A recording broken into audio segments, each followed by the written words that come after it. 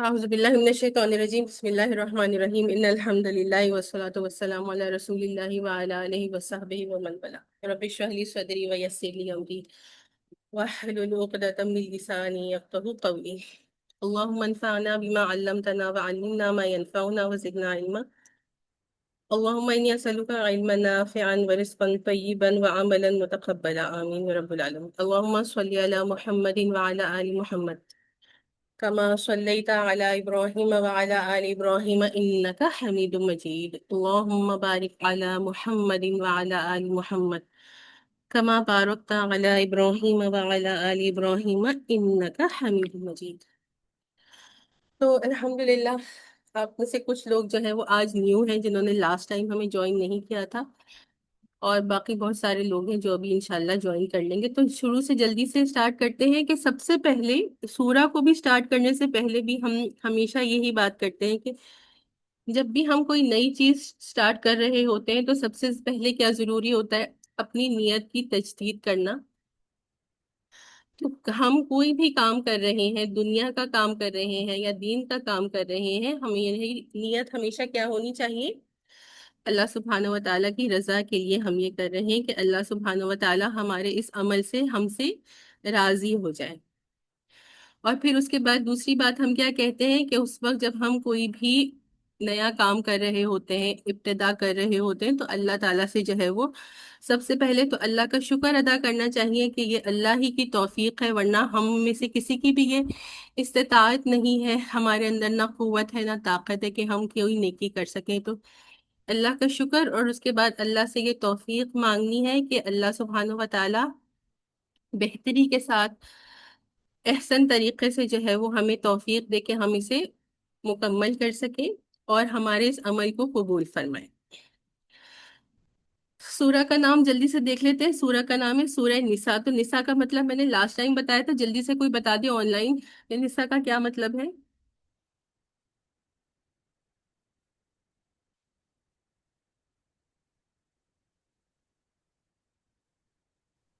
نساء کا مطلب کون بتائے گا؟ السلام علیکم ورحمۃ اللہ وبرکاتہ. عورتیں.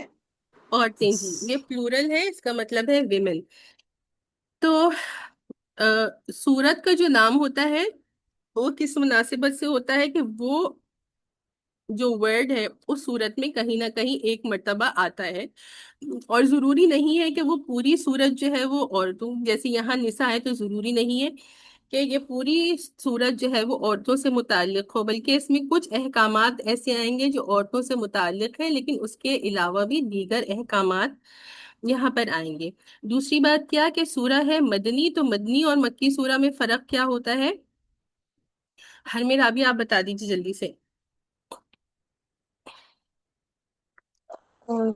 مکی اور مدنی صورتوں میں آپ پوچھ رہی ہیں؟ جی جی جی، جلدی سے ریپیٹ کر دیجیے. جو مکہ میں نازل ہوئی تھی وہ مکی صورتیں تھی، اور جو مدینہ میں نازل ہوئی تھی وہ مدنی صورتیں.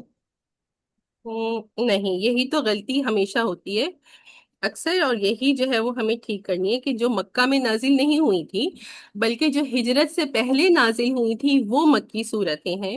ٹائم لائن کے حساب سے ہوتا ہے، یہ پلیس کے حساب سے نہیں ہوتا. کہ جو آپ صلی اللہ علیہ وسلم جتنا عرصہ مکے میں رہے، نبوت 40 سال میں ہوئی تھی اور 53 ایئرز میں آپ نے ہجرت فرمائی. تو آپ صلی اللہ علیہ وسلم کے جب آپ 40 ایئرس سے لے کر 53 ایئرس کے تھے، اور جو عرصہ آپ نے مکہ میں گزارا ہجرت سے پہلے کا، ان صورتوں کو مکی صورتیں کہتے ہیں. اور اس کے بعد جب آپ ہجرت کر چکے تھے، آپ کی مبارک زندگی کے جو آخری سال تھے، ہجرت کے بعد جو صورتیں نازل ہوئی ان کو مدنی صورتیں کہتے ہیں. تو اکثر جو ہے ہمیں یہ کانسیپٹ سمجھ میں نہیں آتا. تو یہ مدنی صورت ہے. اور پھر وہی بات ہوتی ہے کہ جب ہم کہتے ہیں مدنی صورت تو 176 آیات ہیں. اس کا مطلب یہ نہیں ہوتا کہ تمام، بلکہ اس میں میجورٹی آف دا آیات جو ہے وہ مدینہ میں نازل ہوئی ہیں. اور اس صورت سے متعلق یہ کہ یہ کیونکہ مدنی صورت ہے، 176 میں سے علماء کرام کہتے ہیں کہ 175 آیات تو مدینہ میں ہی نازل ہوئی، اور ایک آیت جو ہے وہ مکہ میں نازل ہوئی. جب ہم اس آیت کو پڑھیں گے انشاءاللہ تو پھر اس کے بارے میں میں بتا دوں گی. تو پہلی آیت جو ہے وہ سٹارٹ کرتے ہیں. ایک منٹ دے دیں، کچھ لوگ نئے ہوتے ہیں پھر ان کو جوائن کرنے میں تھوڑا سا مسئلہ ہوتا ہے، ایک منٹ دے دیں۔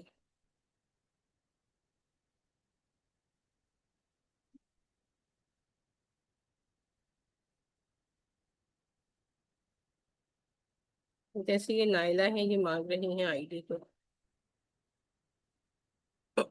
چلیے آیت اسٹارٹ کرتے ہیں۔ اعوذ باللہ من الشیطان الرجیم، بسم اللہ الرحمن الرحیم۔ یا ایہا الناس اتقوا ربکم الذی خلقکم من نفس واحدۃ وخلق منها زوجها وبث منهما رجالا كثيرا ونساء واتقوا الله الذي تساءلون به والأرحام إن الله كان عليكم رقيبا۔ تو اللہ سبحانہ و تعالیٰ آیت کا شروع کس طرح سے کر رہے ہیں کہ لوگوں سے خطاب کر رہے ہیں، اے لوگوں اتقوا ربکم، کہ اپنے رب کا تقوی اختیار کرو، اور پھر اس رب کے بارے میں کیا فرمایا، الذی خلقکم من نفس واحدۃ، کہ اس رب نے کہ جس نے تمہیں پیدا کیا ہے ایک واحد جان سے، یعنی کہ کس سے پیدا کیا ہے، حضرت آدم علیہ السلام سے پیدا کیا، کہ تمام جو انسان ہیں ان کو آدم علیہ السلام سے پیدا کیا، وَخَلَقَ مِنْهَا زَوْجَهَا، اور بنایا منہا انہی میں سے، یعنی نفس کی طرف یہ ہا کی ضمیر جا رہی ہے، اسی نفس سے یا اسی جان سے کیا بنایا، زوجہا، اس کا جوڑا بنایا، یعنی کہ کس کو بنایا، بی بی حوا کو بنایا، وَبَثَّ مِنْهُمَا رِجَالًا كَثِيرًا وَنِسَاءً، اور پھر پھیلائے ان دونوں میں سے بہت سے مرد اور عورتیں، کہ پہلے آدم علیہ السلام کو بنایا، پھر آدم علیہ السلام سے ہی یہیں پر آ رہا ہے کہ ان سے ہی ان کی زوج یا ان کے جوڑے بی بی حوا کو بنایا، اور پھر ان دونوں میں سے کیا کیا کہ ان کے جو ہے وہ بے شمار مرد اور عورتیں نکلے، وہ پیدا کیا۔ ایک منٹ اسکرین چلی گئی نا۔ اس کے بعد پھر کیا فرمایا، وَاتَّقُوا اللَّهَ الَّذِي تَسَاءَلُونَ بِهِ وَالْأَرْحَامَ، کہ اللہ کا تقوی اختیار کرو، اللہ سے ڈرو، کہ کون ہے وہ اللہ کے جس کے نام کے ذریعے تم آپس میں ایک دوسرے سے سوال کرتے ہو، والارحام، اور رحم، ان اللہ علیکم رقیبہ، کہ بے شک اللہ سبحانہ و تعالیٰ تم سب پر جو ہے وہ نگہبان ہے۔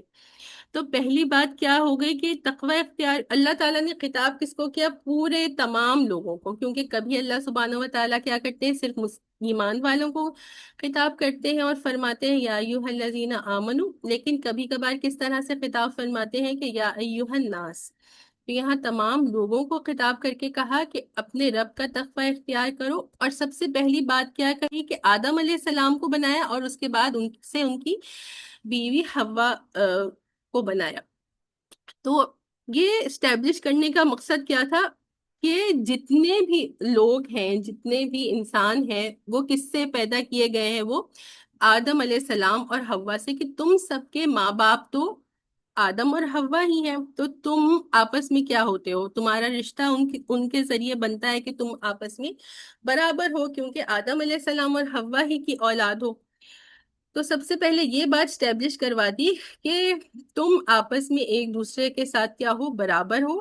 پھر اس کے بعد کیا فرمایا، وَاتَّقُوا اللَّهَ الَّذِي تَسَاءَلُونَ بِهِ وَالْأَرْحَامَ۔ تو آگے اس چیپٹر میں بھی، یعنی اس رکوع میں بھی خاص طور پر ہم دیکھیں گے کہ کچھ رائٹس کے بارے میں اللہ سبحانہ و تعالیٰ بات کر رہے ہیں، اور تمام صورت جب ہم آگے بڑھتے جائیں گے تو بہت سارے رائٹس کے بارے میں بات کر رہے ہیں۔ تو جب کسی کے رائٹس کے بارے میں بات کی جاتی ہے تو ہم جب اپنا اس کے ساتھ رشتے کو سمجھتے ہیں تو ہمارے لیے یہ بات ایزی ہوتی ہے کہ ہم اس کو اس کے رائٹس دے سکیں۔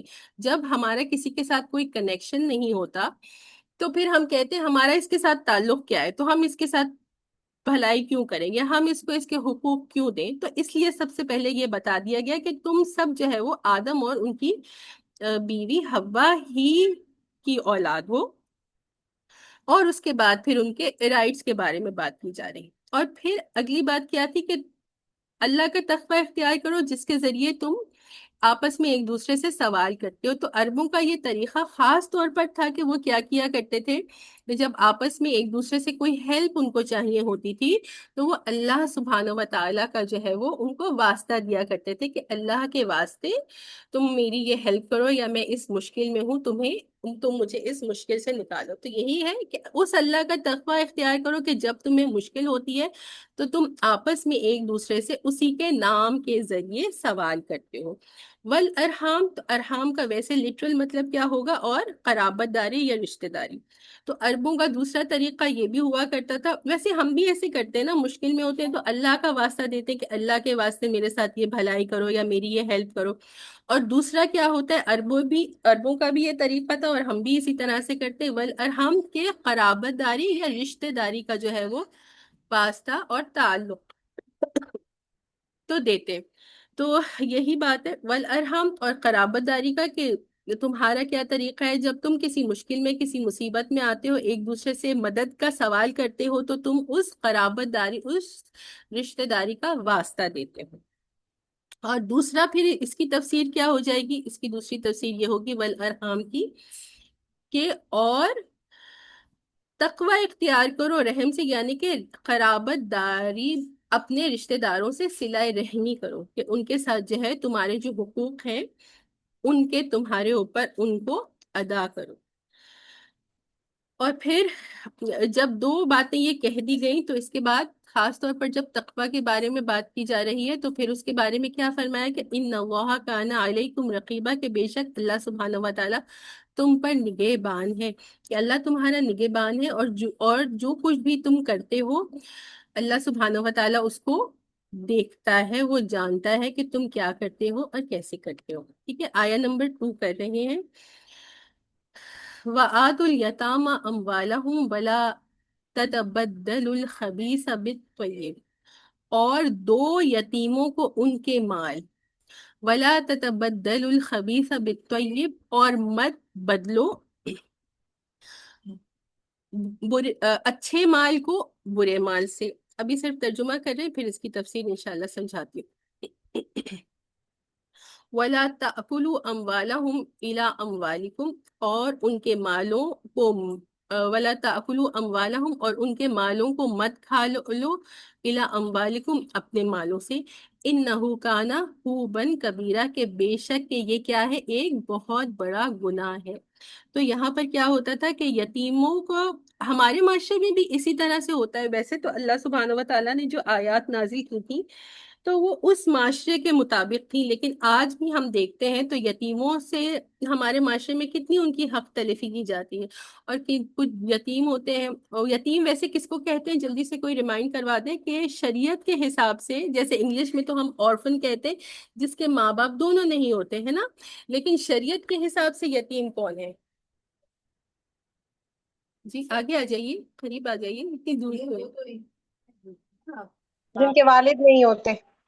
جی جی بالکل، سمیرا نے صحیح کہا کہ جن کے والد نہیں ہوتے، جو بچے جن کے والد کا انتقال ہو جائے، بے شک کہ ان کی والدہ ہوں، اور دوسری ہم نے کنڈیشن اس کی کیا بتائی تھی کہ ابھی وہ بالغ نہیں ہوں، ہے نا۔ ہمارے معاشرے میں کیا ہوتا ہے کہ بہت بڑے بڑے لوگ ہوتے ہیں، بچے ہوتے ہیں، لڑکے ہوتے ہیں یا لڑکیاں ہوتی ہیں، لڑکیوں کی خاص طور پر شادیاں ہونی ہوں، بے شک وہ 24-25 سال کی بھی ہو تو کہتے ہیں یتیم لڑکی ہے، تو وہ یتیم نہیں ہوگی کیونکہ وہ ابھی بالغ ہو چکی ہے۔ جب تک کہ بچہ اور بچی بلاغت کی عمر تک نہیں پہنچتے ہیں تو جب تک ان کو یتیم کہا جائے گا، اور جب وہ بالغ ہو جاتے ہیں تو اس کے بعد وہ یتیم نہیں ہوتے، یہ شریعت کے حساب سے بتا رہی۔ تو یہاں پہ کیا اس آیت میں کیا فرمایا کہ یتیموں کے مالوں کا، جو ان کے اچھے اور بہتر مال ہیں، ان کو اپنے برے اور کمتر مال کے ساتھ تبدیل نہ کرو۔ کہ کس طرح سے ہوتا ہے کہ ایک تو بات یہ ہو گئی نا کہ بالکل ہی کھا لیا ان کا مال، وہ تو سب نے دیکھ لیا، اور ایک لحاظ سے اگر اس طرح سے کیا کہ یتیموں کا مال کھا لیا تو لوگوں نے، جو باقی رشتہ داروں نے دیکھا تو وہ آپ کو کیا کہیں گے، آپ کی لعنت ملامت کریں گے کہ یتیموں کا مال کھا لیا۔ دوسرا اس کا طریقہ کیا ہوتا ہے کہ ان کا جو بہتر مال تھا وہ وہی چیز ہو، بے شک ویسا ہی گھر ہو، ایک جیسے گھر ہو، لیکن آپ کا گھر جو ہے وہ کسی اتنی زیادہ اچھی لوکیلٹی میں نہ ہو، اور یتیم کا جو گھر ہو وہ دیکھنے میں رقبے میں بڑا ہو، زیادہ سپیس کا ہو، زیادہ اچھی جگہ پر ہو، تو آپ نے کہا کہ ٹھیک ہے میں اب تو اپنے مال کے اپنے گھر کے ساتھ تبدیل کر رہا ہوں، تو آپ نے اپنا چھوٹا اور ناقص گھر یتیم کے نام کر دیا اور اس کا جو بڑا اور اچھا گھر تھا وہ آپ نے لے لیا۔ تو اسی طرح سے بہت ساری چیزوں میں ہو سکتا ہے۔ زمین کا کوئی ٹکڑا ہے، اگر ہم زمین کے حساب سے دیکھیں تو کوئی اچھی اور زرخیز زمین بھی تو مختلف طریقوں کی ہوتی ہے کہ جس پر اچھی طرح سے کاشت ہو، جو پانی کے قریب ہو، وہ یتیم کی زمین تھی، وہ آپ نے لے لی اور اپنی جو ہے وہ بنجر اور ناقص زمین یتیم کو دے دی اور کہا کہ میں نے تو کچھ نہیں کیا، میں نے تو جو ہے وہ صرف تبدیل کیا ہے۔ تو یہاں پر اللہ سبحانہ و تعالیٰ کہہ رہے ہیں کہ ان کا جو اچھا اور بہتر یا گڈ کوالٹی کا مال ہے اس کو اپنے جو ہے وہ پور کوالٹی تمہاری جو مال ہے اس سے تبدیل نہ کرو۔ اور اگر تم ایسا کرتے ہو تو پھر اس کے بارے میں کیا فرمایا، انہو کانا حوبن کبیرہ، کہ یہ ایک بہت بڑا گناہ ہے۔ اگر تم تبدیل بھی کرتے ہو، ان کا اچھا مال اپنے نام کرا لیتے ہو، اپنا ناقص مال جو ہے وہ ان کے نام کرا دیتے ہو، تو یہ ایک بہت بڑا گناہ ہے۔ آیت نمبر 3 کر رہے ہیں، وَإِنْ خِفْتُمْ أَلَّا تُقْسِطُوا فِي الْيَتَامَى فَانكِحُوا مَا طَابَ لَكُم مِّنَ النِّسَاءِ مَثْنَىٰ وَثُلَاثَ وَرُبَاعَ وَإِنْ خِفْتُمْ، کہ اگر تم اس بات کا خوف رکھتے ہو، اللہ تقسطوا، کہ تم عدل نہیں کر سکو گے، تم قسط نہیں کر سکو گے، فی الیتامى، یتیموں کے ساتھ، فَانكِحُوا، پس تم نکاح کر لو، ما طاب لکم، جو تمہیں بہتر لگتی ہیں، اچھی لگتی ہیں، من النساء، عورتوں میں سے، 2 2 3 3 اور 4 4۔ تو یہاں پر جو ہے بہت ساری باتیں آ رہی ہیں، پہلے ترجمہ دیکھ لیتے ہیں پھر اس کی تفسیر کرتے ہیں۔ وَإِنْ خِفْتُمْ أَلَّا تَعْدِلُوا فَوَاحِدَةً أَوْ مَا مَلَكَتْ أَيْمَانُكُمْ، اور اگر تمہیں اس بات کا خوف ہے کہ تم عدل نہیں کر سکو گے تو بس کیا ہے، بس ایک پر ہی اکتفا کرو، کہ ویسے تو اجازت دے دی کہ 2 3 اور 4 عورتوں سے تم نکاح کر سکتے ہو، لیکن پھر عدل کی شرط لگا دی کہ اگر تمہیں اس بات کا خوف ہے کہ اور تم عدل نہیں کر سکتے تو پھر ایک پر ہی اکتفا کرو، ایک بیوی، او ما ملکت ایمانکم، اور جو تمہاری باندیاں ہیں یا جو تمہارے ملک یمین کہتے ہیں باندیوں کو، کہ پرانے زمانے میں تو باندیاں ہوتی تھیں، باندیوں کے ساتھ بھی جو ہے وہ تعلق قائم کرنا جو ہے وہ جائز تھا، لیکن اس کی ہم ڈیٹیل میں اس لیے نہیں جائیں گے کیونکہ اب تو باندیاں ہیں ہی نہیں، تو صرف ہم ترجمے پر ہی اکتفا کریں گے۔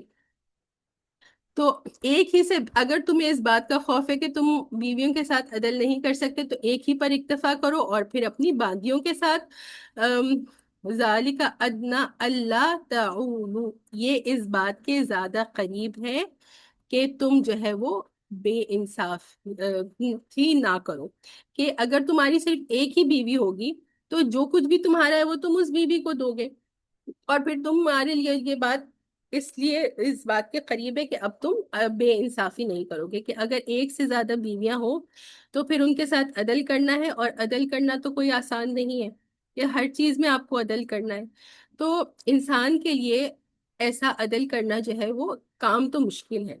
تو اگر کوئی شخص یہ سمجھتا ہے کہ میں عدل کر سکتا ہوں تو پھر اس کے لیے یہ جائز ہے کہ وہ 2 یا 3 یا 4 عورتوں کے ساتھ شادی کر لے، اور اگر پھر اس کو لگتا ہے کہ میں نہیں، تو دیکھیں پہلی بات، اچھا اس سے پہلے ایک اور بات تھی جو پہلی پارٹ میں آ رہی تھی، وَإِنْ خِفْتُمْ أَلَّا تُقْسِطُوا فِي الْيَتَامَى فَانكِحُوا مَا طَابَ لَكُم مِّنَ النِّسَاءِ، تو یہاں پہ فرمایا کہ اگر تم اس بات کو خوف رکھتے ہو کہ تم عدل نہیں کر سکو گے یتیموں کے ساتھ، ہے نا، تو یتیموں کی بات آ رہی تھی اور پھر اچانک سے کیا کہہ دیا کہ بس تم نکاح کر لو جو تمہیں عورتوں میں سے اچھی لگتی ہیں۔ تو اس کے بارے میں کیا ہے، اس کو سمجھنے کے لیے کہ ہاں، بخاری شریف کی روایت ہے، حضرت عائشہ رضی اللہ عنہا نے روایت کیا ہے کہ اس کے بارے میں انہوں نے کیا فرمایا ہے کہ یہ دراصل جو ہے وہ ان یتیم لڑکیوں کے بارے میں تھی جو کہ کبھی کبھار جو ہے وہ کس طرح سے ہوتا تھا کہ کوئی اور جو ہے وہ ان کا گارڈین جو نہیں ملتا تھا یا ان کے جو ہے وہ کیئر ٹیکر نہیں ملتا تھا،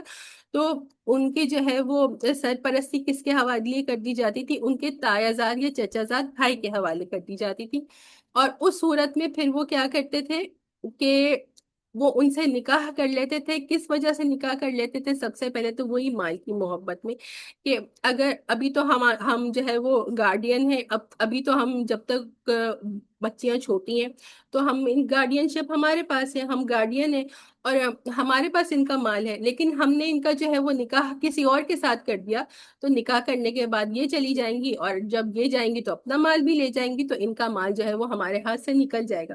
تو اس مال کی محبت میں وہ کیا کرتے تھے، وہ ان یتیم لڑکیوں سے کہتے تھے کہ ہم ہی نکاح کر لیتے۔ پھر جب نکاح کر لیتے تو اس صورت میں کیا کرتے تھے کہ ان کو ان کے مہر ادا نہیں کرتے۔ تو یہ کہا کہ اگر تو نکاح کر رہے ہو تو جتنا مہر بنتا ہے اور جتنا مہر تم دوسروں کو دے رہے ہو اتنا ہی مہر تم ان کو بھی دو۔ اور دوسرا یہ لوگ کیا کیا کرتے تھے کہ اس طرح سے نکاح تو کر لیتے تھے، لیکن پھر وہ ان کو اچھی نہیں لگتی تھی تو ان کے حقوق ادا نہیں کرتے تھے، کہ وہ مال کی محبت میں تو کر لیا لیکن جو ہے اب وہ لڑکی ان کو پسند نہیں آ رہی تو اس کے ساتھ بے رغبتی اور اس کے حقوق ادا نہیں کر رہے۔ تو پھر اسی طرح سے کہ اگر نکاح کرنا ہے تو اس کے حقوق ادا کرو، کہ جو بھی اس کے حقوق زوجیت ہے تمام اس کا خیال رکھنا، نان نفقہ وغیرہ وہ ادا کرو۔ اور اگر ایسے نہیں کر سکتے تو پھر اس صورت میں کیا کرو، فَانكِحُوا مَا طَابَ لَكُم مِّنَ النِّسَاءِ، کہ تم کیا کر لو، نکاح کر لو جو تمہیں اچھی لگے عورتوں میں سے۔ تو جو تو دیکھیں نکاح میں ایک اور بات جو تھی وہ کیا ہے، ما طاب لکم، کہ جو تمہیں اچھی لگتی ہو۔ تو یہ بات بھی ضروری ہے کہ جب نکاح کر رہے ہو تو ایسی عورت سے نکاح کرنا چاہیے جو کہ پسند آ رہی ہے، کیونکہ ساری زندگی جو ہے وہ آپس میں میاں بیوی کو ایک ساتھ گزارنی ہے۔ اور پھر یہ کہ اگر شادی کرنا چاہ رہے ہو جس سے تم چاہے اور دوسری عورتوں میں سے کر لو، یعنی دوسری عورتیں جو تمہارے لیے حلال ہیں ان کے ساتھ کر لو، یا دوسری عورتیں جو تمہیں پسند ہے ان کے ساتھ تم نکاح کر لو۔ اور کس طرح سے کر لو، کہ دو دو یا تین تین یا چار چار۔ تو یہاں پر قید لگا دی، 4 کے بعد 5 تو نہیں کہا نا، تو یہاں سے یہ بات ثابت ہو جاتی ہے کہ کم از کم یعنی سوری زیادہ سے زیادہ جو نکاح ہے وہ کتنے کیے جا سکتے ہیں، وہ 4 کیے جا سکتے ہیں، اور 4 سے زیادہ جو ہے وہ نکاح نہیں کیے جاتے۔ آپ صلی اللہ علیہ وسلم نے اس طرح سے کیا، لیکن کچھ ایسے احکامات تھے کہ جو آپ صلی اللہ علیہ وسلم کے لیے ایکسیپشنل تھے اور باقی امت کے لیے وہ احکامات نہیں ہیں۔ باقی امت کے لیے یہی ہے کہ میکسیمم 4 سے زیادہ جو ہے وہ نہیں کر سکتے۔ اچھا، اور جب ایک سے زیادہ بیوی کے ساتھ جو ہے عورت کے ساتھ جو ہے وہ نکاح کرتے ہیں تو پھر اس میں کس چیز کی، عدل کی، کہ عدل کرنا تو ضروری ہے۔ تو عدل کس چیز میں کرنا چاہیے، دیکھیں سب سے پہلے نکاح کرنے کے لیے کیا ضروری ہے کہ فائنینشیل مینز آپ کے پاس اویلیبل۔ ایسا نہیں ہے کہ آپ کہہ دیں کہ ہاں مجھے نکاح کرنا ہے لیکن آپ اس قابل نہیں ہے کہ اس عورت کا، اور پھر ظاہری بات ہے شادی ہوگی تو اس کے بعد اس کے بچے بھی ہوں، تو ان کو آپ فائنینشلی ٹیک کیئر نہیں کر سکتے۔ اگر آپ اس کنڈیشن میں نہیں ہے کہ فائنینشلی اتنے ایکسٹرا لوگوں کے لیے پرووائڈ کر سکیں تو آپ کو نکاح نہیں کرنا چاہیے۔ تو فائنینشلی آپ کو وہ ہونا چاہیے، پھر آپ کو مینٹلی بھی اس قابل ہونا چاہیے کہ ایک سے زیادہ بیویوں کو آپ برداشت کر سکیں۔ ایک ہی جو میاں بیوی جن کی شادی ہوئی ہے وہ خواتین اچھی طرح سے جانتی ہیں کہ آپس میں اگر ایک ہی آپ کے ہسبینڈ اینڈ وائف ہے، ان کی آپس میں انڈرسٹینڈنگ کا ہونا ایک مشکل کام ہے۔ تو اگر کسی شخص کے اتنے اسٹرانگ نروز ہیں اور وہ ایک سے زیادہ بیوی کے ساتھ جو ہے وہ انڈرسٹینڈنگ پیدا کر سکتا ہے، اس کو اس کا وقت اور اس کو اس کی محبت دے سکتا ہے، تو ہی اس کو زیادہ کرنا چاہیے۔ اور دوسرا یہ کہ آپ کا جو ہے وہ فزیکلی بھی آپ اتنے فٹ ہو، ایک سے زیادہ آپ نکاح کر سکتے۔ تو ان چیزوں کو، ان کنڈیشنز کو رکھنا چاہیے، ان کو سمجھنا چاہیے۔ اور اگر کوئی ایک سے زیادہ نکاح کر رہا ہے تو اس کو پھر یہ جو معاملات ہیں ان کو سمجھ کر بھی نکاح کرنا چاہیے۔ کہ حدیث شریف میں کیا آتا ہے، میں نے لاسٹ ٹائم بھی بتایا تھا کہ اگر کوئی شخص ایک سے زیادہ نکاح کر لیتا ہے اور اپنی زوجین کے ساتھ یا اپنی بیویوں کے ساتھ جو ہے وہ عدل نہیں کرتا، تو پھر آپ صلی اللہ علیہ وسلم نے کیا فرمایا کہ قیامت کے دن وہ اللہ سبحانہ و تعالیٰ کے سامنے ایسے آئے گا کہ وہ ایک طرف سے جو ہے وہ مفلوج ہوگا، ایک طرف وہ جھکا ہوا ہوگا، کہ دنیا میں بھی جو ہے وہ اسی طرح سے وہ عدل نہیں کرتا تھا۔ اور پھر یہی فرمایا کہ اگر تمہیں اس بات کا خوف ہے کہ تم عدل نہیں کر سکتے تو پھر کیا بہتر ہے کہ تم ایک ہی پر اکتفا کرو، ایک سے زیادہ عورتوں کے ساتھ تم شادی نہ کرو۔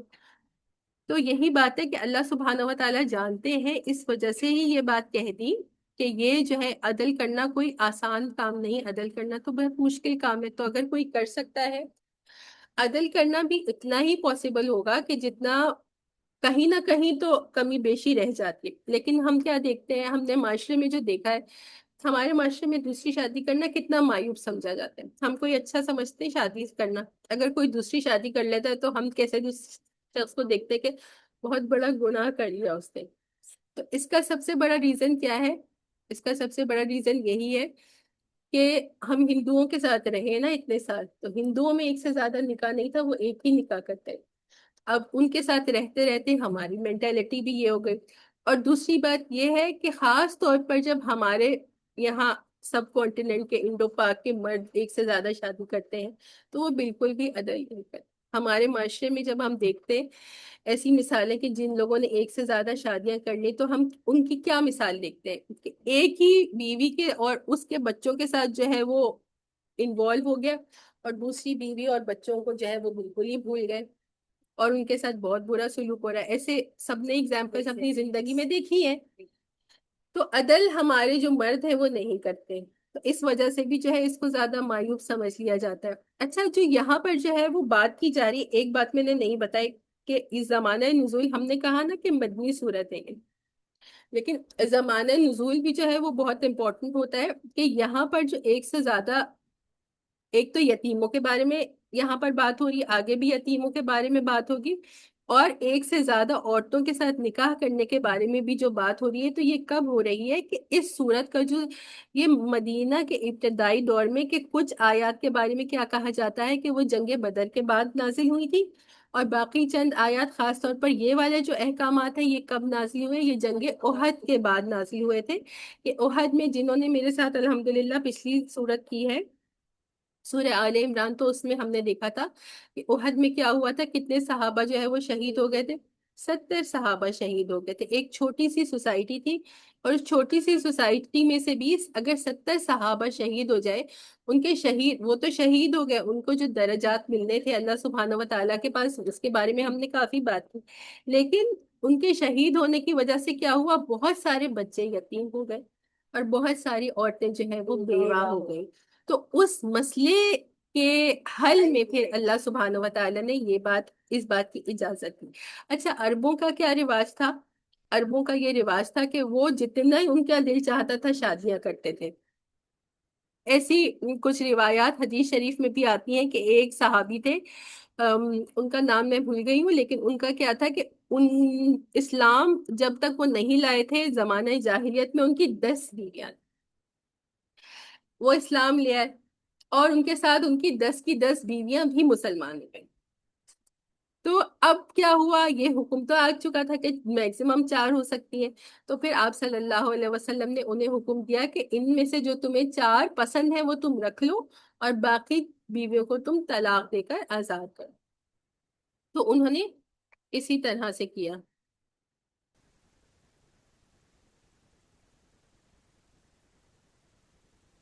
اگلی آیا میں کیا فرمایا، کسی کو اگر کچھ نہیں کہنا تو آگے بڑھتے. اور عورتوں کو اعوذ باللہ من الشیطان الرجیم وآتوا النساء صدقاتہن نحلا، اور عورتوں کو دو ان کے صدقات. یہاں پہ صدقات سے مطلب ہے مہر. کس طرح سے دو؟ نحلا، خوش دلی کے ساتھ دیا کرو.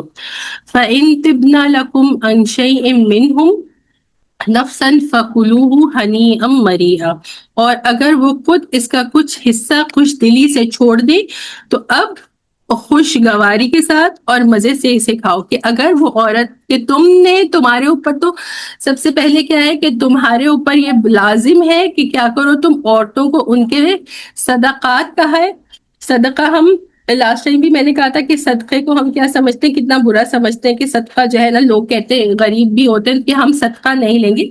تو لٹرل صدقے کا مطلب کیا ہوتا ہے؟ گفٹ ہوتا ہے. اور یہاں پر جو کہا گیا کہ عورتوں کو ان کے صدقے دو، ویسے تو ہم دیکھیں گے کہ تفسیر کے حساب سے تو وہ بات مہر بنتی ہے، لیکن عورتوں کو ان کے صدقے دو، یعنی نکاح کے وقت جو تم انہیں گفٹ دے رہے ہو، مہر کی رقم، وہ ان کو کس طرح سے دو کہ پہلے تو اس کو خوش دلی کے ساتھ دو. اور پھر دوسری بات کیا کہی کہ اگر تو فَإِن تِبْنَ لَكُمْ عَنْ شَيْءٍ مِّنْهُ، کہ اگر وہ اپنی خوش دلی سے اس میں سے کچھ چھوڑ دیں، یعنی کہ کیا، تم نے ان کو دے دیا مہر، اور وہ مہر کی رقم وہ تمہیں واپس لوٹا دیتی ہے، تو اب تمہارے لیے یہ جائز ہے کہ تم اس کو استعمال کر سکتے ہو، یا ابھی تم نے وہ مہر کی رقم نہیں ادا کی ہے اور اس صورت میں کیا ہے تو تمہاری اور بیوی جو ہے وہ اسے معاف کر دیتی ہے، پورا معاف کر دیتی ہے یا اس کا کچھ حصہ معاف کر دیتی ہے، تو یہ بھی جائز ہے۔ اب بھی تم اسے خوشگواری کے ساتھ، ہنیم مریا دو الفاظ ہیں لیکن ایک جیسے سملر ان کے میننگز ہوتے ہیں۔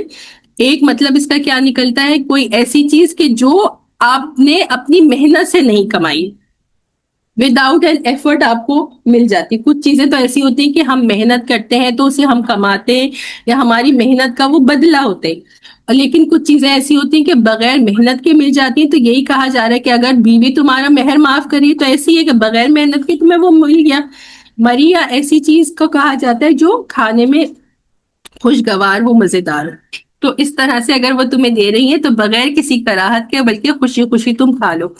اب آپ ہی لوگوں کو میں نے گروپ میں کہا تھا کہ آپ جو ہے اس بات کو سرچ کریں اور بتائیں کہ آپ صلی اللہ علیہ وسلم نے ازواج مطہرات کو کتنا جو ہے وہ مہر کی رقم ادا کی تھی۔ اور لاسٹ ٹائم ہم نے بات کی تھی کہ اکثر اوقات ہمارے پاس کیا ہوتا ہے، انڈو پاک میں تو ہم دیکھتے ہیں کہ جو مہر کی رقم ہوتی ہے وہ بہت کم دی جاتی ہے نا، اور کچھ ایسے معاشرے ہیں جیسے عرب میں تو خاص طور پر کیا ہوتا ہے، ان کی مہر کی رقمیں بہت زیادہ ہوتی ہیں، اتنی زیادہ ہوتی ہیں کہ ہم سوچ نہیں سکتے۔ اور ویسٹرن کنٹریز میں بھی اسی طرح سے ہوتا ہے کہ بہت زیادہ جو ہے وہ عورتیں اپنا مہر ڈیمانڈ کرتی ہیں۔ تو مہر اتنا ہونا چاہیے جو کہ بالکل ہی کم نہیں ہونا چاہیے۔ جیسے آن لائن لوگوں کو شاید یہ بات پتہ نہیں ہو، لیکن لاسٹ ٹائم جیسے ہم ڈسکس کر رہے تھے تو کچھ خواتین نے کیا کہا کہ ان کا جو مہر ہے وہ 500، اور کسی نے کچھ یہ کہا کہ 1000۔ تو اتنی کم رقم ایسا بھی صحیح نہیں اور اتنا زیادہ بھی نہیں کہ جو دینا بہت مشکل ہو۔ تو اس طرح سے آپ صلی اللہ علیہ وسلم کا جو ہم نے پتہ کیا تھا، اور میں نے مسلم شریف کی گروپ میں روایت حدیث شیئر کی تھی۔ بتائیے آپ صلی اللہ علیہ وسلم نے زیادہ تر ازواج مطہرات کو کتنا مہر ادا کیا ہے؟ آن لائن بتائیے۔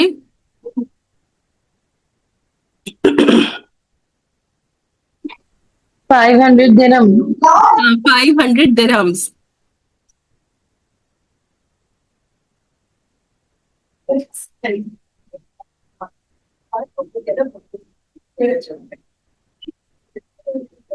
جی یہاں پہ روبینہ نے جو دیا ہے وہ آنسر دیکھ لیجیے گا۔ روبینہ آپ دوبارہ اس کو گروپ میں ڈال لیجیے گا۔ اور انم نے بالکل صحیح کہا کہ 500 درہمز۔ درہم آج کل کے جیسے زمانے میں کیا نوٹس ہوتے ایسے نہیں ہوتا تھا، پرانے زمانے میں درہم کیا ہوتا تھا؟ نہیں، ہاں چاندی کا سکہ ہوتا تھا درہم۔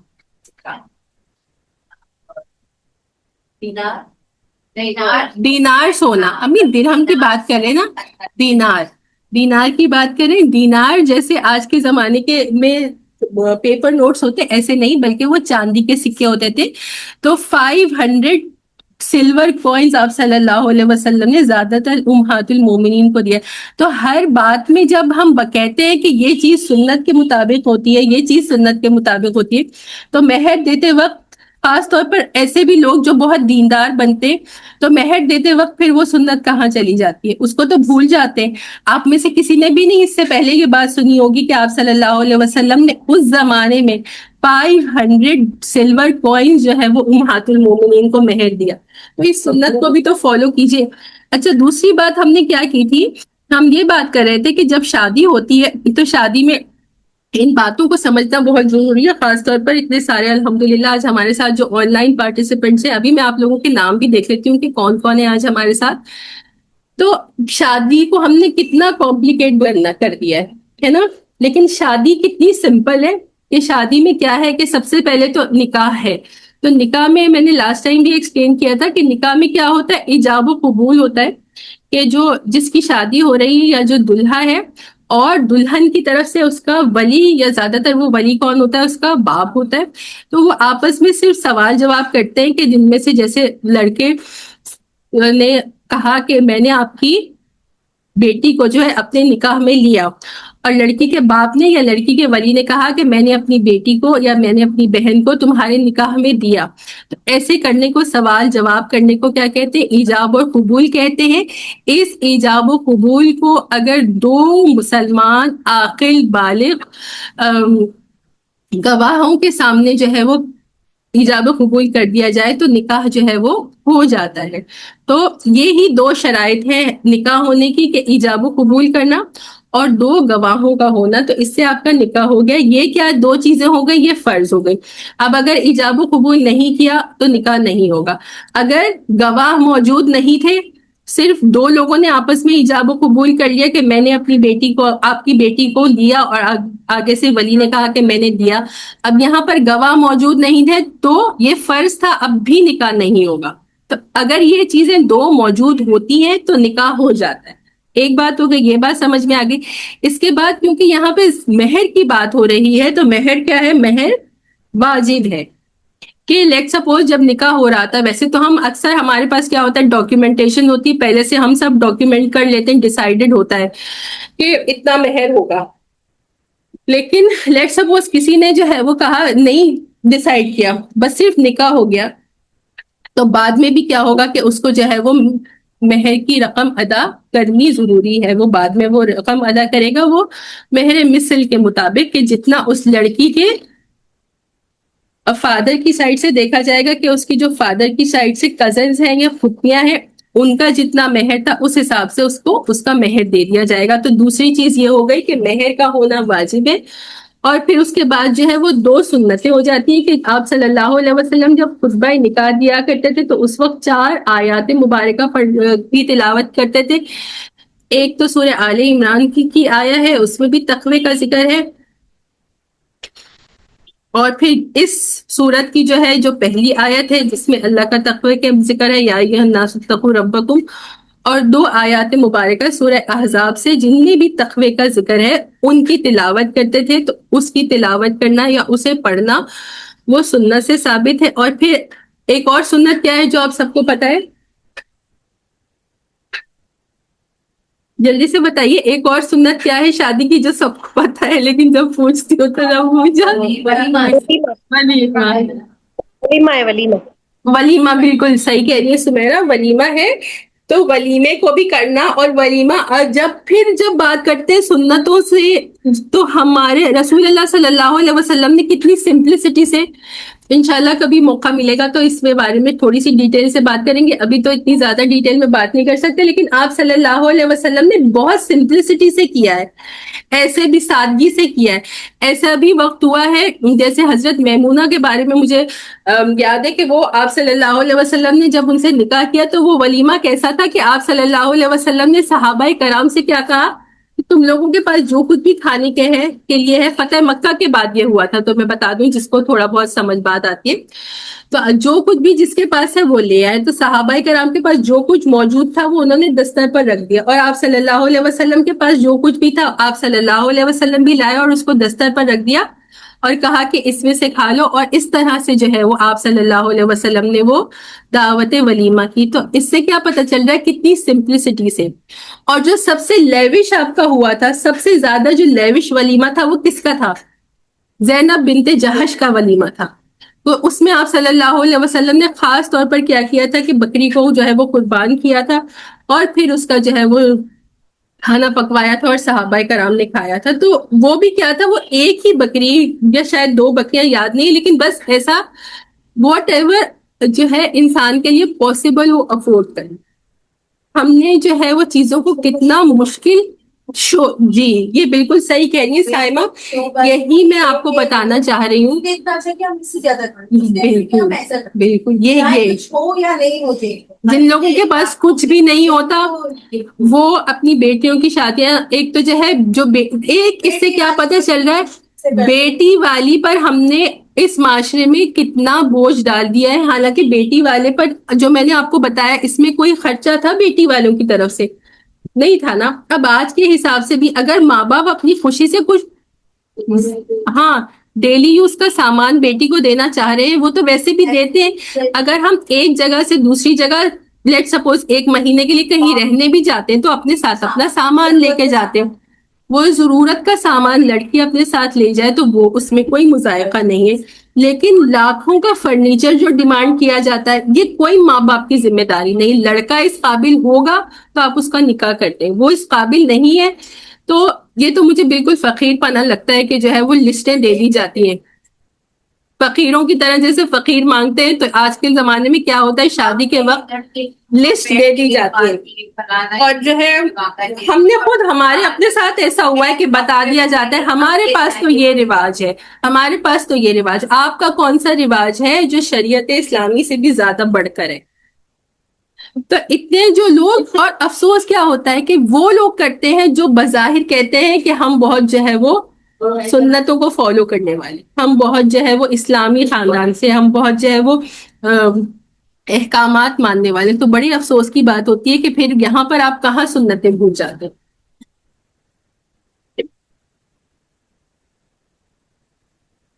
اچھا، اگلی اس میں سے دیکھ لیتی ہوں اگر کوئی چیز. ہاں، اور پھر یہی کہ مہر کی جو رقم ہوتی ہے وہ ہمارے اکثر معاشرے میں کیا ہوتا ہے کہ مہر کی لکھوا تو گئی لوگوں کو دکھانے کے لیے، لیکن بعد میں وہ ادا نہیں کی جاتی، اور یا کہہ دیا جاتا ہے کہ جو ہے معاف کر دو، زبردستی لڑکی کے اوپر جو ہے وہ زور ڈالا جاتا ہے. تو سب سے پہلے یہ کہ اس رقم پر کس کا حق ہے؟ وہ عورت کا حق ہے. مہر کی رقم کیوں دی جاتی ہے آپ بتائیے کہ ہمارے جی سیکیورٹی کے لیے آپ کو لگ رہا ہے؟ اچھا، بالکل ایک ویلڈ پوائنٹ ہے جو سائمہ کہہ رہی ہے کہ سیکیورٹی کے لیے رکھا جاتا ہے. ہاں، آپ لوگ بتائیے. لیکن ابھی آج کل تو لوگ جیسے ڈیمانڈ کرتے ہیں کہ گھر میری بیٹی کے نام کر دو، یہ کر دو، مہر کے طور پہ یہ کرتے ہیں. اگر کوئی کر سکتا ہے نا، اگر کوئی افورڈ کر سکتا ہے اپنی خوشی سے وہ کر رہا ہے تو وہ کر سکتا ہے، بالکل اس میں کوئی وہ نہیں. اگر کوئی، بہت سارے لوگ ہوتے ہیں جو بہت ویل آف ہوتے ہیں، تو اگر وہ گھر نام کر رہے ہیں، سونا نام لکھ رہے ہیں تو وہ ٹھیک ہے، جائز ہے. اپنی جو ہے وہ فائنینشیل کنڈیشن پر یہ ڈیپینڈ ہونا چاہیے. لیکن یہ مجھے بتائیے کہ مہر کس لیے ہے؟ سیکیورٹی کے لیے آپ نے کہا، لیکن شریعت کے حساب سے سیکیورٹی کے لیے نہیں، ویلیو کے لیے ہے. جب آپ کے گھر کوئی آتا ہے، آپ سوچیے آپ کے گھر کوئی مہمان بھی آتا ہے، کوئی نیو کمر ہوتا ہے، تو آپ اس کی اہمیت جتانے کے لیے اس کے ساتھ اچھا برتاؤ کرتے ہیں، اس کو گفٹ دیتے ہیں. تو جو یہ مہر کا کانسیپٹ ہے، یہ عورت کو اس کی اہمیت اور اس کی ویلیو بتانے کے لیے دیا جاتا ہے، اور اس کا حکم بھی یہی ہے کہ جیسے ہی نکاح ہو وہ فوراً ادا کر دیا جائے. تو یہ بات ہے کہ صدقہ یا مہر جو یہاں کہا جا رہا ہے، ان کے صدقات ان کو دے دو یا ان کے مہر کی رقم خوش دلی سے دو. تو وہ اسی وجہ سے کہ ایک عورت آپ کی زندگی میں آ رہی ہے تو آپ اس کو اس کی ویلیو بتائیں کہ یو آر امپورٹنٹ، آپ کی اہمیت ہے، اور ہم آپ کو خوش دلی سے ویلکم کہتے ہیں. کسی کو کچھ کہنا ہے؟ ایک بات میں نے یہ پوچھتی تھی کہ یہاں ہمارے، اب تو میں نے نہیں سنا، اس سے کوئی 5-10 سال پہلے تک یہ ہوتا تھا کہ شرعی مہر ہے. وہ شرعی مہر میں کیا، میرا خیال ہے 34 روپے یا کتنے روپے لکھتے تھے، اس کا کیا، کہاں سے وہ آیا ہوا تھا، یہ مجھے آج تک پتہ نہیں نہیں. تو میں نے تو آپ کو بتا دیا جو حدیثیں میں نے پڑھی ہیں، یہ کوئی شریعت سے ثابت نہیں ہے. آپ کیا کہیے کتنے روپے؟ 32 روپے 8 آنے سنا. یہی کچھ ایسے ہی ہوتا تھا، 32 یا 34 کچھ یوں ہوتا تھا. 32 روپے کچھ ایسے ہوتا تھا. ہاں، وہ اپنی طرف سے کوئی انہوں نے بنا لیا تھا. شرعی مہر جو ہے وہ کہہ رہے ہیں کچھ لوگ کہ وہ اس طرح سے رکھتے تھے، لیکن اب ہمیں پتہ نہیں ہے کہ یہ کون سی شریعت سے ثابت ہے ایسے مہر. اگلی آیا دیکھ لیتے ہیں انشاءاللہ. تو اگر اس سے متعلق اگر کسی کو کچھ کہنا ہے، آپ صلی اللہ علیہ وسلم کا تو جو دستور تھا، یا آپ نے جس طرح اپنی ازواج مطہرات کو دیا اور جس طرح سے دینا بھی چاہیے، فقہی اگر مسائل کے حساب سے بھی پوچھا جائے تو جس طرح سے جو ہے لڑکے کی، ایک تو لڑکی کو بھی دیکھا جائے گا کہ اس کے حساب سے بھی ڈیپینڈ کرتا ہے، اور لڑکا جس حساب سے کماتا ہے ان چیزوں کو دیکھ کر جو ہے وہ مہر کی رقم ڈیسائیڈ کرنی چاہیے. اور اگر کم از کم بھی رکھنا ہے تو اس کے بارے میں کیا علماء کرام کہتے ہیں کہ کم از کم کتنا رکھنا چاہیے کہ جس لڑکا اگر سیلریڈ پرسن ہے یا جتنا بھی وہ کماتا ہے، تو 2 مہینے میں جو اس کی آمدنی ہے یا جو اس کی سیلریز ہیں، تو لیٹ سپوز اگر وہ 50,000 پاکستانی روپیز کما رہا ہے تو پھر لڑکی کا جو مہر ہونا ہے وہ 1 لاکھ روپے ہونا چاہیے. اس طرح سے جو ہے وہ ایک رائے ہے، یہ کوئی ایسا وہ نہیں ہے. اچھا آیا نمبر 5 دیکھتے ہیں، ولا تؤتوا السفهاء اموالکم التي جعل الله لكم قیاما وارزقوهم فيها واكسوهم وقولوا لهم قولا معروفا. اور دے دو سفہا کو، سفہا کسے کہتے ہیں؟ کم عقل لوگوں کو، اموالکم ان کے مال، سوری ولا تؤتوا السفهاء اموالکم، اور مت دو بے وقوف لوگوں کو، کم عقل لوگوں کو ان کے مال، التی جعل اللہ لکم قیاما، کہ جو اللہ سبحانہ و تعالی، جس کو اللہ سبحانہ و تعالی نے کیا بنا دیا ہے تمہارے لیے، جو ہے وہ زندگی کا سرمایہ بنا دیا گیا ہے. مال کو کہا جا رہا ہے کہ مال جو ہے وہ زندگی کا، ہم جانتے ہیں کہ مال جو ہے وہ زندگی کا سرمایہ ہے، کہ مال ہوتا ہے تو اس سے انسان کی زندگی میں سہولت اور بہت ساری جو ہے وہ ضروریات پوری ہو جاتی ہیں. وارزقوہم، اچھا بلکہ اس مال میں سے کیا کرو کہ ان کو رزق دو، ان کو کھلاؤ. وارزقوہم فیہا، اسی میں سے ان کو کھلاؤ. وکسوہم، اور اسی میں سے ان کو پہناؤ. یعنی کھلاؤ اور پہناؤ کا مطلب کیا ہے کہ ان کی جو نیڈز ہے وہ ان کے مال میں سے پورا کرو. وقولوا لہم قولا معروفا، اور ان سے جو ہے وہ معروف بات کرو، بھلی بات کرو، مناسب انداز میں بات کرو، جو اچھا طریقہ ہو اس طریقے سے بات کرو. تو بے وقوف لوگ ہیں، یعنی یہاں پہ وہی یتیموں سے ہی متعلق بات کی جا رہی ہے کہ ابھی ان کو اتنی عقل نہیں ہے، اور وہ، یا پھر ایسی عورتوں کے بارے میں بھی یہاں سے حکم نکالا جا سکتا ہے کہ جو اتنی سمجھدار نہیں ہے کہ ان کو ان کا مال دیا جائے گا تو وہ اس مال کو جو ہے وہ سمجھداری سے خرچ کریں گی. تو پھر ایسے بے وقوف لوگوں کو ان کے مال مت دو، بلکہ وہ مال اپنے پاس رکھو، اور اس میں سے جو ہے وہ ان کو جو ہے ان کی ضروریات کو پورا کرو. اور مال کے بارے میں کہا کہ التی جعل اللہ لکم قیاما، کہ جس کو اللہ، جس مال کو اللہ سبحانہ و تعالیٰ نے تمہارے لیے زندگی کا سرمایہ بنایا ہے، کہ ان کے پاس بھی وہ مال ہوگا تو وہ ان کے لیے زندگی کا سرمایہ ہے، اور تمہارے لیے بھی، ہر انسان کے لیے مال جو ہے وہ ضروری ہے اور زندگی کا ایک سرمایہ ہے. بس اگر وہ بے وقوف لوگ ہیں تو پھر ان کو ان کا مالک مت بناؤ، بلکہ اسی میں سے ان کی ضروریات کو پورا کرو، اور ان کے ساتھ جو ہے وہ مناسب انداز میں، معروف انداز میں بات کیا کرو.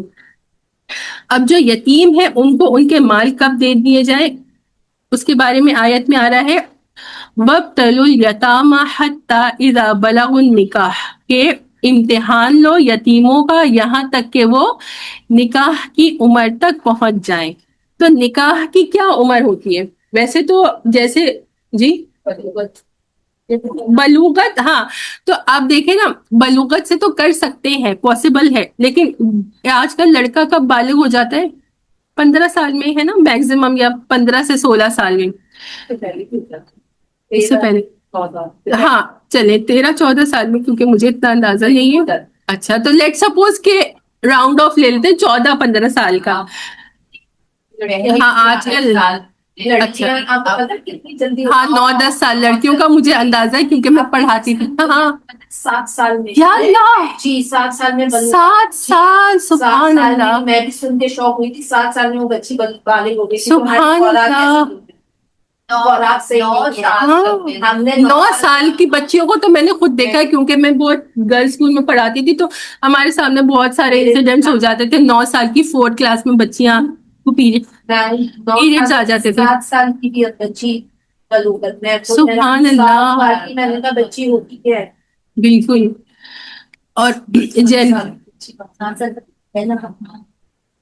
ہمارے ساتھ جو حج پہ تھی نا، اس کی بیٹی کی کلاس میں، اس کی بیٹی 9 سال کی بھی وہ بالغ ہوئی ہے. اس کی کلاس میں دوسری ایک بچی تھی وہ 7 سال، اس کی ماں کہہ رہی ہے تو 7 سال میں بالغ ہوئی. سبحان اللہ، بالکل ایسا ہوا گا. یہی ہوتا ہے جب ہم گروپ میں بیٹھتے ہیں تو ہمیں پتا چلتا ہے کہ کیا کچھ ہو رہا ہے. تو اچھا، تو یہاں پر کیا ہے کہ امتحان لو یتیموں کا یہاں تک کہ وہ نکاح کی عمر تک پہنچ جائیں. تو نکاح کی عمر، بلاغت تو ویسے 14-15 سال کی ہوتی ہے. 14-15 سال کے لڑکے کا نکاح کیا جا سکتا ہے؟ نہیں کیا جاتا. پہلے کیا جاتا تھا، بالکل پہلے کر دیا جاتا تھا. ایسے ہوتا تھا، 13 سال نہیں لڑکے کی بات کی جا رہی ہے. لڑکا اگر 13-14 سال کا لڑکا، ابھی بھی پہلے زمانے میں بھی بہت پہلے لوگ وہ تو شریعت سے مطابق نہیں ہے نا، وہ تو ہمارا لا، پاکستان کا یہ لا بن گیا ہے. لیکن ویسے اچھا، تو یہ بات نہیں ہے کہ بالغ ہوتے ہی نکاح ہو جاتا ہے، کیونکہ بہت سارے لڑکے ایسے ہوتے ہیں اور لڑکیاں بھی ایسی ہوتی ہیں، لیکن خاص طور پر لڑکا، نکاح کیا ہے؟ نکاح تو ایک ریسپانسبلٹی ہے. تو جب یہاں پہ کیا فرمایا جا رہا ہے کہ وہ نکاح کی عمر تک پہنچے کہ جب وہ میچور اور ریسپانسبل ہو جائے. جو کیا کرو کہ جب ان کا امتحان لو نکاح کی. اچھا ایک اور بات یہ ہم سمجھ لیتے ہیں کہ یہاں سے ایک بات کیا سمجھیے کہ لڑکی سے زیادہ لڑکے کے لیے نکاح کرنا ایک رسپانسبلٹی، کہ اب اس کی فیملی آئی ہوگی، اس فیملی کو اس کی رسپانسبلٹی ہے کہ ان کی ہر طرح کی ضرورت کو پوری کرنا، فائنینشیل اور فزیکل نیڈس کو پورا کرنا ہے نا. تو یہ جو ہم کرتے ہیں، ایک اور بہت غلط بات ہوتی ہے کہ کیا کہتے ہیں ہم، شادی کر دو تو ٹھیک ہو جائے گا. کہ کتنی نہیں غلط سوچ ہوتی ہے. یہ بہت سارے ہم نے کیسز دیکھے کہ ارریسپانسبل لوگوں کی شادی ماں باپ پکڑ کے کروا دیتے ہیں اور کہتے ہیں کہ بیوی آ جائے گی ٹھیک ہو جائے گا، بچے ہو جائیں گے ٹھیک ہوگا. نہیں ہوتا ایسے، وہ بیوی اور بچوں کی زندگی خراب ہو جاتی ہے مینٹلی. بالکل بالکل، میری امی بالکل ویلڈ پوائنٹ کہہ رہی ہیں کہ مینٹلی بھی جو ہے وہ صحیح نہیں ہوتے ہیں، اب نارمیلٹی ہوتی ہے، ان کی بھی شادی کرا دی جاتی ہے. ابھی بھی ایسا ہوتا ہے کہ شادی کر دو ٹھیک ہو جائے گا. شادی کیا میجک بینڈ ہے؟ جادو کی چھڑی ہے کہ آپ شادی گھمائیں گے تو آپ کا جو ارریسپانسبل اور عجیب سا جو ہے وہ لڑکا ہے وہ ٹھیک ہو جائے گا. تو پلیز ایسا مت کریں، اور اگر کوئی ایسا کر رہا ہے تو اس کو کم از کم کہیں کہ آپ اس لڑکی کی شادی ہو جاتی تو بچے بھی ہو جاتے. اور سب سے زیادہ سفر کون کرتا ہے؟ وہ بچے سفر کرتے ہیں، بچے بہت سفر کرتے ہیں ایسی آپ لوگوں کے غلط فیصلوں کی شادیوں سے. تو یہی کہا جا رہا ہے کہ ان کا امتحان لو. پہلے اس کا پورا ترجمہ کر لیتے پھر انشاءاللہ تفسیر کے نکات دیکھیں گے. فَإِنْ آنَسْتُمْ مِنْهُمْ رُشْدًا، جب تم ان میں جو ہے وہ رشد یعنی سمجھداری اور میچورٹی دیکھو، فَادْفُعُوا إِلَيْهِمْ أَمْوَالَهُمْ، پس ان کے جو مال ہے وہ ان تک لوٹا دو. کہ جو تمہارے اوپر تمہیں جو گارڈین بنایا گیا تھا، تو جب تم دیکھو کہ وہ نکاح کی عمر تک پہنچ گئے ہیں، میچور اور رسپانسبل بن گئے ہیں، اور تم ان کے اندر جو ہے وہ سمجھداری کو پاؤ، تو اس وقت پھر ان کے مال ان کو دے دو. یہ نہیں کہ جیسے ہی وہ ایج آف پیوبرٹی کو پہنچا اور وہ بالغ ہو گیا، وہ 14-15 سال کا ہے تو وہ رسپانسبل نہیں ہے، ان کا مال تم نے ان کو دے دیا تو کیا کرے گا؟ وہ اس کو اڑا دے گا، اس کو غلط استعمال کرے گا. یا کوئی دوسرا شخص ہے، وہ خود بے شک غلط استعمال نہ کرے، کوئی دوسرا شخص ہے اس کو بے وقوف سمجھ کے اس کا مال لے لے گا. ایسا مت کرو. جب دیکھو کہ وہ میچور اور رسپانسبل ہیں تو پھر ان کا مال ان کو لوٹا دو. وَلَا تَأْكُلُوا إِسْرَافًا وَبِدَارًا، اور ان کو حد سے زیادہ اسراف کرنا ہم سمجھتے ہیں کہ جہاں ضرورت نہیں ہے وہاں پر خرچ کرنا، ایسے اس کو نہ کھاؤ. کس طرح سے؟ اسراف میں جہاں ضرورت نہیں ہے وہاں تم نے استعمال کیا. وَبِدَارًا، اور جلدی جلدی. کس وجہ سے؟ يُكَبِّرُوا، کہ وہ بڑے ہو جائیں گے. کہ لوگ جو گارڈین بنتے ہیں یا جن کو رسپانسبل بنایا جاتا ہے یتیموں کا، اب ان کو کیا ہوتا ہے، ان کو یہ لگتا ہے کہ اچھا ابھی تو ہماری انڈر کنٹرول ہے ان کا مال، یا ہم گارڈین ہیں، اب اگر یہ لوگ جو ہے وہ بڑے ہو جائیں گے تو ہمیں یہ مال لوٹانا پڑے گا. تو وہ اس مال کو کیا کرتے ہیں کہ بے جا استعمال کرتے ہیں، اور اس کو جلدی جلدی استعمال کرتے ہیں کہ بس ہم اسے استعمال کر لیں اور ان کے بڑے ہونے سے پہلے ہم اس کو یوز کر لیں. تو اس سے بھی منع کیا گیا ہے. پھر آگے کیا فرمایا؟ وَمَنْ كَانَ غَنِيًّا فَلْيَسْتَعْفِفْ، کہ جو مالدار ہے، یعنی جو گارڈین کے بارے میں کہا کہ جو گارڈین مالدار ہے تو اسے کیا چاہیے کہ وہ اس سے جو ہے وہ پرہیز کرے، کہ وہ اس مال میں سے نہ کھائے. وَمَنْ كَانَ فَقِيرًا فَلْيَأْكُلْ بِالْمَعْرُوفِ، کہ جو فقیر ہے یعنی کہ جس کے اپنے پاس فائنینشیل مینز نہیں ہے، بس اسے چاہیے کہ وہ معروف طریقے سے، اچھے طریقے سے، کہ جتنی ضرورت ہے اس حساب سے، اور جتنا جو ہے اس چیز پر بھی ڈیپینڈ کرتا ہے کہ وہ جتنا جو ہے وہ اس یتیم کی جو ہے اس کی رسپانسبلٹی اٹھا رہا ہے یا جتنا اس کا کام کر رہا ہے، تو اس کے بدلے وہ ایک معاوضہ لے سکتا ہے، اس معاوضے میں کو وہ استعمال کر سکتا ہے. تو یہی کہا کہ اگر تو تمہیں ضرورت نہیں ہے تو تم پھر اس سے پرہیز کرو، تم ان کے مال میں سے بالکل بھی مت کھاؤ. لیکن اگر تمہارے اپنے پاس مینز نہیں ہے تو پھر تمہیں کیا چاہیے کہ تم جو ہے وہ ایک معروف طریقے سے، جو جس طرح معروف طریقہ کہ ایک ہم یوں بھی سمجھ سکتے ہیں کہ تمہارا اپنا مال ہوگا تو تم اسے احتیاط سے ہی استعمال کرو گے نا، اپنی ضرورت کے مطابق استعمال کرو گے. تو اس طرح سے پھر اگر کسی کو ضرورت ہے تو وہ فقیر ہے، اس کے اپنے مینز نہیں ہے، تو وہ پھر یتیم کے مال کو استعمال کر سکتا ہے. اور جب اسے لوٹانا ہے تو کیا کرو، فَإِذَا دَفَعْتُمْ إِلَيْهِمْ أَمْوَالَهُمْ فَاشْهِدُوا عَلَيْهِمْ، کہ جب تم ان کے مال ان کو لوٹاؤ تو اس پر گواہ بنا لو، کہ اس بات کی گواہ بن جائے کہ ان کے مال ان کو لوٹا دیے گئے.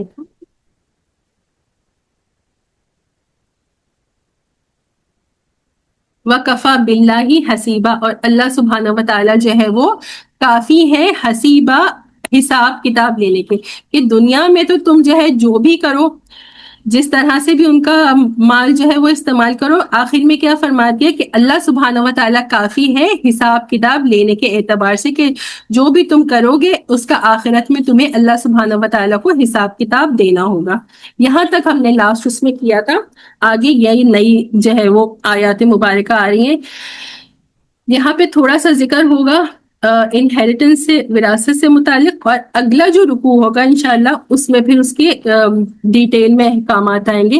لِلرِّجَالِ نَصِیبٌ مِّمَّا تَرَکَ الْوَالِدَانِ وَالْأَقْرَبُونَ، کہ مردوں کے لیے ہے حصہ اس میں سے کہ جو چھوڑا والدانی، دو والدوں نے یعنی کہ والد ماں باپ نے، وَالْأَقْرَبُونَ اور رشتہ داروں میں، وَلِلنِّسَاءِ نَصِیبٌ مِّمَّا تَرَکَ الْوِلْدَانِ وَالْأَقْرَبُونَ، اور عورتوں کے لیے بھی ہے ایک حصہ جو کہ چھوڑا ان کے والدین نے یا پھر ان کے رشتہ داروں میں، مما قل منہ او کثر، اس میں سے کہ جو کہ کم ہو یا پھر زیادہ ہو. کہ یہ بات سے فرق نہیں پڑتا کہ مرنے والے نے کے والدین کا انتقال ہو رہا ہے یا پھر کسی رشتہ دار کا انتقال ہو رہا ہے، ان کے جو وراثت ہے تو ایسا نہیں ہے کہ کم ہے اب تم کہو کہ ٹھیک ہے ہم نہیں دیں گے کسی کو کسی کا حصہ. جس کا وراثت میں جتنا بھی مال ہو، بے شک وہ کم مال ہو، بے شک وہ زیادہ مال ہو، اس میں سے جو ہے وہ عورتوں کا بھی حصہ ہے اور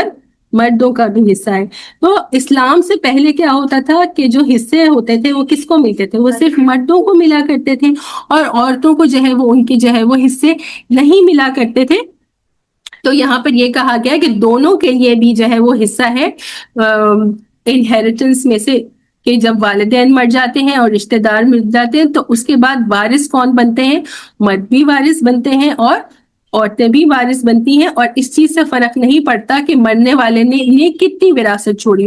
اگر تھوڑی وراثت ہوگی تو اس کے بھی حصے کیے جائیں گے شریعت کے حساب سے، اور اگر زیادہ وراثت چھوڑی ہے تو بھی اس کے اتنے ہی شریعت کے حساب سے ہی حصے کیے جائیں گے. اور پھر کیا فرمایا؟ نصیبم مفروضہ، کہ یہ حصے جو ہے یہ کیا ہے؟ مقرر کردہ ہیں.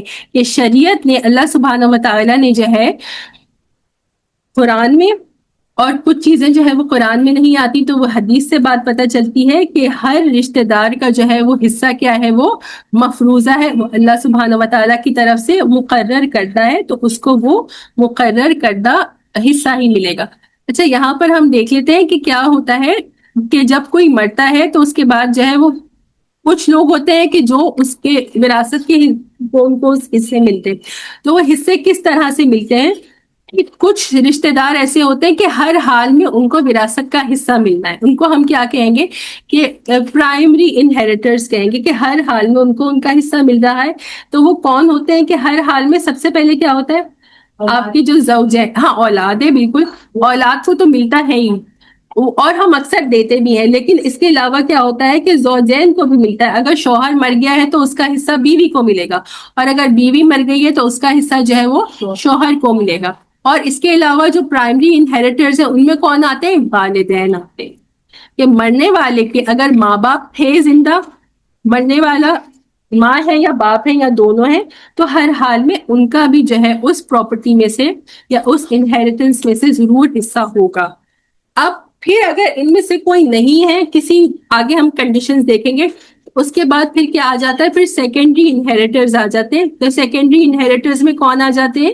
سب سے پہلے بہن بھائی آ جاتے ہیں. اولاد کی بہن بھائی. ہاں، بالکل پرائمری انہیریٹرز نہ ہو یا کم ہو تو پھر اس صورت میں جو وراثت ہوتی ہے وہ کیا ہوتی ہے, وہ آگے جاتی ہے سیکنڈری انہیریٹرز کے پاس جاتی ہے, بہن بھائیوں کے پاس جاتی ہے. اس کے علاوہ اور کس کے پاس جاتی ہے؟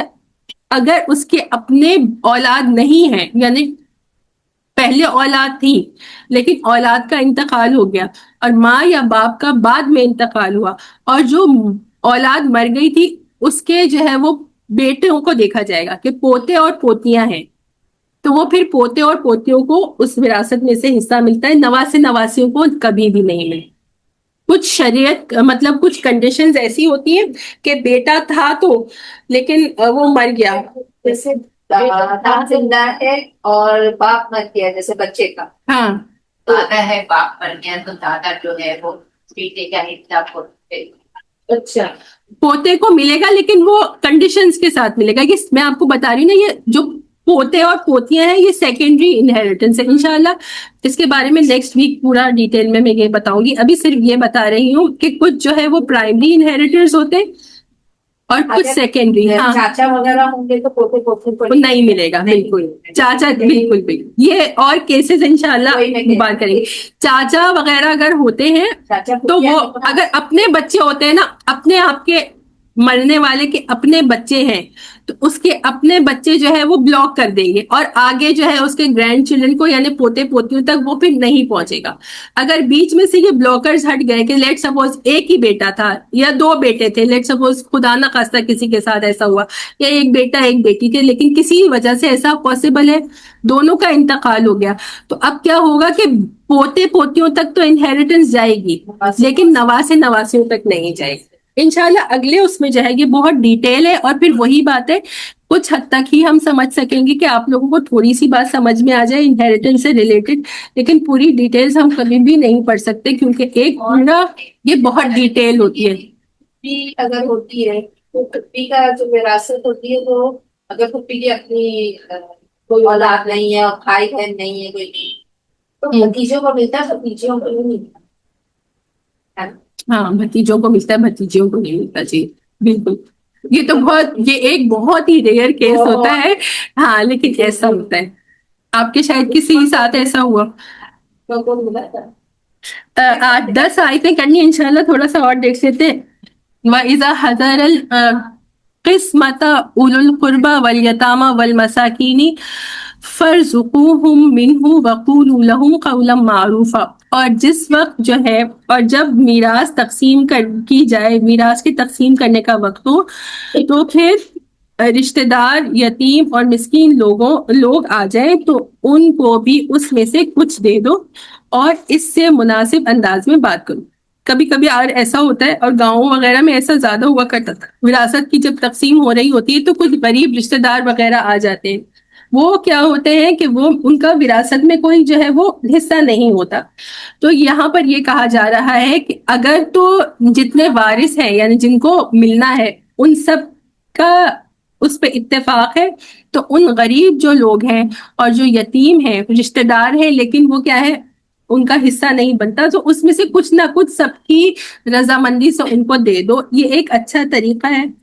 نہیں بھی دو گے تو کوئی ضروری نہیں ہے لیکن ایک مستحب بات ہے کہ وہ بیچارے غریب ہیں اور وہ دیکھ رہے ہیں کہ ان سب کو اتنا مل رہا ہے, ہمیں بھی کچھ مل جائے تو آپ ان کو کچھ دے دیجئے. اور پھر یہ کیا آخر میں کیا کہا کہ وَقُولُوا لَهُمْ قَوْلًا مَّعْرُوفًا, کہ اگر ان کے ساتھ تم کچھ نہیں بھی دینا چاہ رہے تو کم از کم ان سے اچھی بات کرو.